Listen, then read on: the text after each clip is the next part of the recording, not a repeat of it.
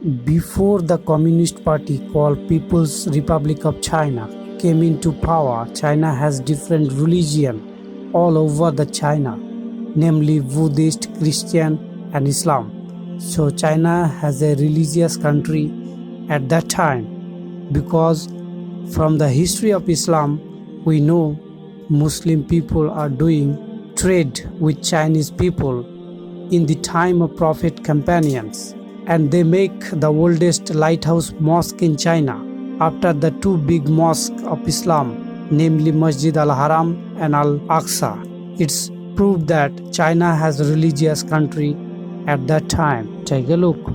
I think understanding a little bit of the history of China is important. A lot of these Muslims that existed in China are what they call Hui Muslims. So it's important to understand what you're saying here. The we Muslims are other Muslims besides the Uyghurs. And a lot of them have diluted into the Chinese culture.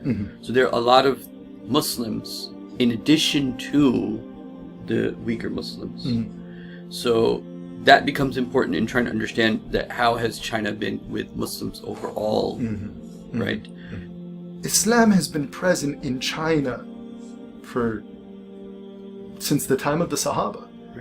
We were talking earlier, Sa'd ibn Abi Waqqas, radiallahu anhu, he actually led delegations through China for trade, and actually some of the oldest masajid outside of the Muslim world, I shouldn't say the Muslim world, outside of Masjid al-Nabawi, Masjid al-Quba, Masjid al-Aqsa, from the way we look at it as this always having been a masjid, a place of worship, and of course Masjid al-Haram, the Kaaba.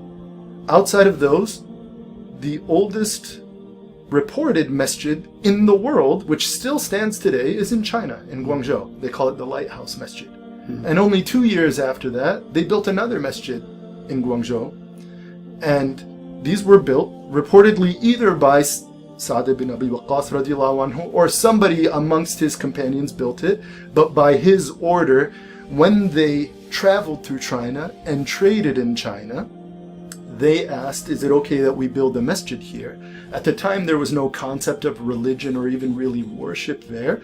So they said, okay, Bismillah, go ahead. And till today, these masajid are still there. So there is a very rich Muslim history that does exist in China. When the People's Republic of China was founded by Mao Zedong, led Communist Party of China in 1949, China declared officially China is an atheist country till today. According to the rule of Communist Party, the leader should be an atheist.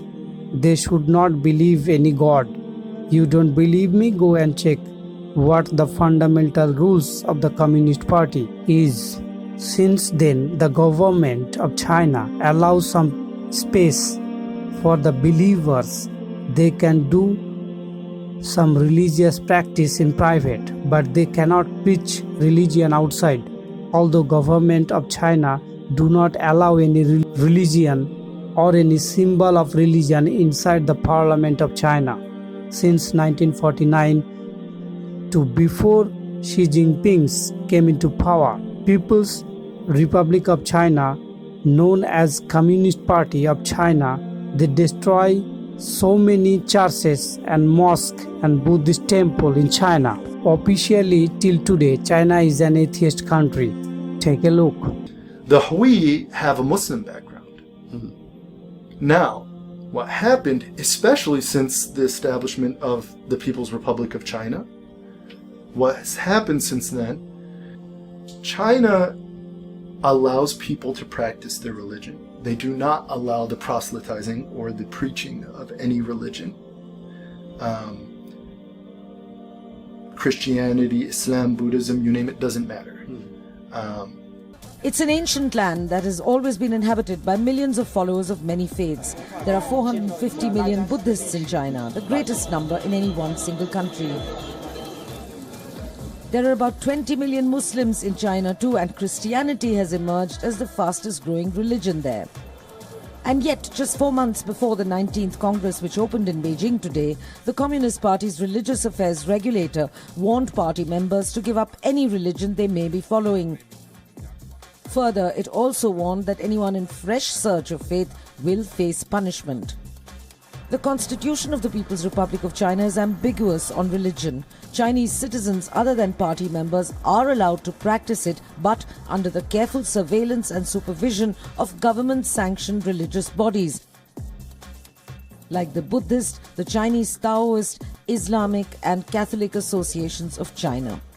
Let me know your opinion on the comment section, and if you like this document, please do like and share to others.